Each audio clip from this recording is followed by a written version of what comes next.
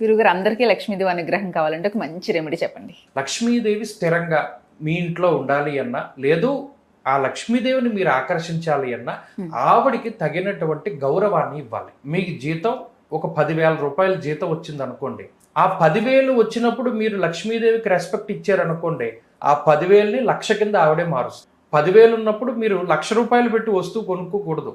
ఈఎంఐలు పెట్టాను ఇంకోటి. మీ దగ్గర 1,00,000 రూపాయలు ఉన్నప్పుడు 10,000 వస్తువు కొనుక్కోవాలి. అక్కడ మనం ఏం చేస్తున్నట్టు అంటే లక్ష్మీదేవికి గౌరవం ఇచ్చినట్టు. మన పూర్వీకులు ఇదే మాట చెప్తారు, డబ్బులకి ఎప్పుడూ గౌరవం ఇవ్వాలి. ఆ డబ్బు ఏ రూపంలోనైనా ఉండొచ్చు. లక్ష్మీదేవి అష్టలక్ష్ములుగా ఉంటుంది. ధైర్యలక్ష్మి, ధనలక్ష్మి, సంతానలక్ష్మి, సౌభాగ్యలక్ష్మి, ఇవన్నిట్లోనూ లక్ష్మీ స్వరూపమే ఉంటుంది. శివుడు కానీ లక్ష్మీదేవి కానీ అష్టమూర్తి తత్వాన్ని ప్రకటన చేస్తారు.